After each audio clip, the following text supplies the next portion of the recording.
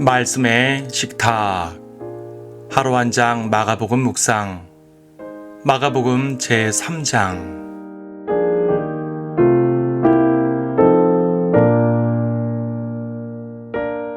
3장 35절을 보겠습니다. 누구든지 하나님의 뜻을 행하는 그 사람은 나의 형제요 자매요 모친이니라. 예수님의 놀라운 이적들로 말미암아 곳곳에서 사람들이 모여듭니다. 갈릴리는 물론이요 유대와 요단강 건너편과 투로와 시돈 지방까지 주님의 명성이 퍼졌습니다. 주님은 많은 이들에게 환영받았으며 주님을 따르는 사람들도 많아졌습니다. 하지만 동시에 반대자들도 많아졌습니다. 이 장은 주님의 환대받는 모습과 거절당하시는 모습이 공존하는 장입니다. 반대자들은 예수님이 아무리 능력을 행하셔도 어떻게든 명분을 만들어 주님을 거절합니다. 그들은 예수님께서 안식일에 이적을 행한 것을 트집잡습니다. 이 장에서는 안식일에 회당에서 있었던 일을 기록하고 있는데 이날 주님께서는 한쪽 손이 마른 사람을 고쳐주셨습니다. 주님은 앞장에서 이미 안식일의 주이심을 선언하셨습니다. 그리고 여기에선 안식일에 선을 행하는 것은 옳은 일이라고 말씀하셨습니다. 당연합니다. 안식일이라고 고통받는 자들을 외면해서는 안 됩니다. 예수님은 하나님의 능력으로 안식일에 이적을 행하셨습니다. 이에 바리새인들은 고민에 빠졌습니다. 이적이 실제로 일어나고 있으니 그것 자체를 부인할 수는 없게 되었습니다. 그런데 그것을 하나님의 능력으로 받아들이자니 그러면 예수님을 하나님의 아들이라고 인정해야 합니다. 그들은 그것이 싫었습니다. 그렇게 되면 안식일에 대한 자기들의 전통이 완전히 무너지기 때문입니다. 더불어 자기들의 종교적 지위까지 잃어버리게 됩니다. 이에 그들은 결론을 내립니다. 예수님의 이적은 하나님의 능력이 아니라 마귀의 능력이라고 말입니다. 감히 하나님을 마귀라고 말하다니요. 이것은 극악한 신성모독입니다. 이에 예수님께서도 그들에게 결코 용서받지 못하리라 라고 정죄하셨습니다. 예수님에 대한 비난은 급속히 퍼져나갔습니다. 예수님의 고향 나사렛에서는 미친 사람이라는 소문이 나돌았습니다. 이에 어릴 적 친구들이 찾아와서 예수님을 데려가려고 했고 어머니와 형제들도 예수님을 만나러 왔습니다. 그들은 모두 예수님에 대한 소문에 걱정을 했습니다. 어릴 때부터 명석했던 성실한 청년이 미쳤다는데 얼마나 놀랐겠습니까? 하지만 예수님은 당연히 미친 것이 아니었으며 마귀 들린 것은 더더욱 아니었습니다. 그분은 하나님의 아들이셨고 하나님의 권세로 능력을 보이시며 복음을 전파하신 것입니다. 아무리 원수들이 주님을 비난해도 주님의 말씀은 퍼져나갑니다. 주님을 따르는 무리도 많아집니다. 주님은 그 무리 중 12제자를 선임하시어 그분의 일들을 행하게 하셨습니다. 육신에 따른 형제들마저 주님을 믿지 않았지만 주님의 말씀은 그분을 믿고 따르는 성도들 안에서 살아 역사했던 것입니다. 만약 예수님께서 안식일에 치유를 행하지 않으셨으면 어땠을까요? 말하자면 그들의 종교적 전통을 인정하면서 복음을 전하셨으면 말입니다. 그러면 복음 전파가 조금은 수월하지 않았을까요? 하지만 예수님의 의도는 그렇지 않았습니다.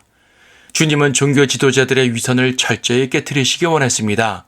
그들의 죄악과 종교 놀이를 철저히 파괴하시고 복음의 능력으로 빛과 생명을 온전히 전해주시기 원했습니다. 예수님의 목적은 유대 종교 사회에서 세력이나 인정을 얻으시려는 것이 아니었습니다. 주님께서는 자신의 생명을 드려 죽어있는 죄인들에게 생명을 주시기 원했습니다. 안식일의 병자를 치유하신 것은 일종의 상징적 행위였습니다. 그것은 바리새인들의 위선을 지적하심과 동시에 하나님께서는 이처럼 안식일에도 일하신다는 진리를 전하신 것입니다. 만약 하나님께서 안식일에 쉬신다면 어떻게 되겠습니까? 하나님께서 하루라도 쉬시면 그날 마귀들은 그분의 백성에게 총공격을 할 것입니다. 그래서 하나님께서는 단 하루도 성도를 위해서 쉬지 않으십니다. 졸지도 주무시지도 않으면서 말입니다.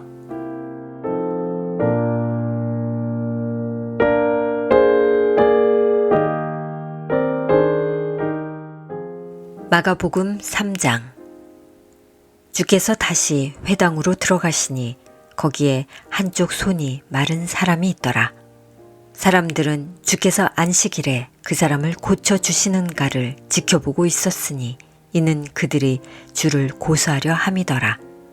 그때 주께서 한쪽 손이 마른 사람에게 말씀하시기를 일어서라고 하시고 그들에게 말씀하시기를 안식일에 선을 행하는 것이 타당하냐 아니면 악을 행하는 것이 타당하냐 생명을 구하는 것이 타당하냐 아니면 죽이는 것이 타당하냐고 하시나 그들은 잠잠하더라.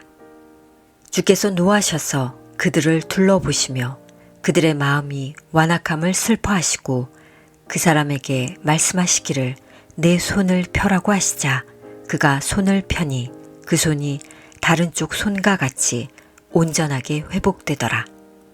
그러자 바리새인들이 나가서 즉시 그를 대적해서 어떻게 죽일까 하고 헤롯 당원들과 함께 모의하더라.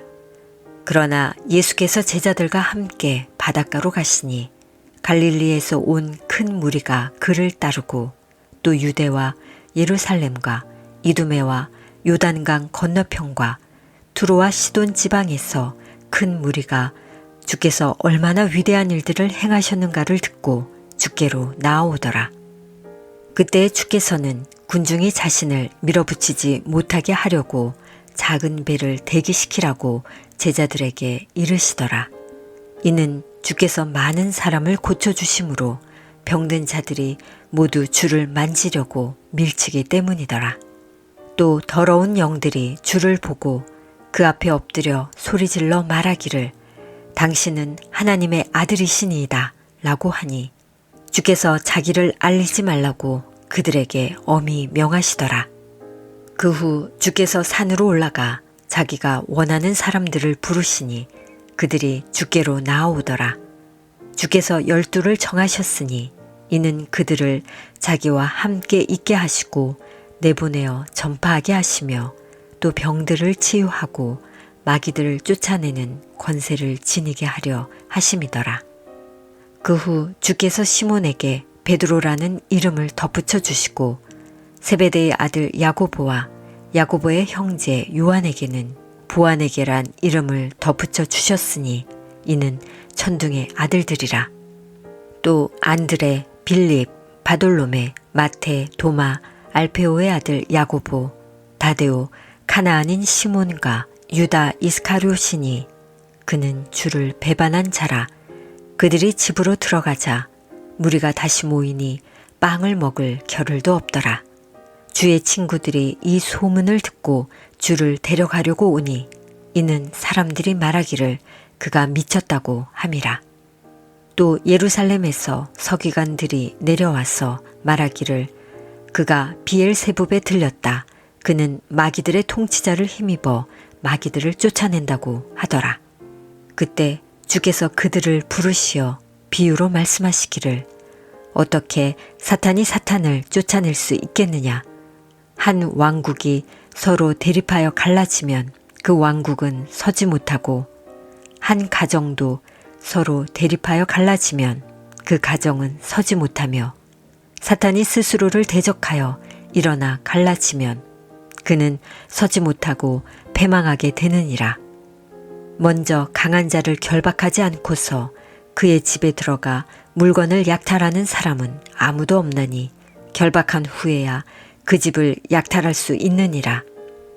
진실로 내가 너희에게 말하노니 사람의 아들들에게는 모든 죄들과 그들이 모독하는 어떠한 불경도 용서되지만 성령을 거슬러 모독하는 자는 결코 용서받지 못하고 영원한 정죄의 위험에 처하리라고 하시더라. 이는 그들이 말하기를 그가 더러운 영을 지녔다고 함이더라.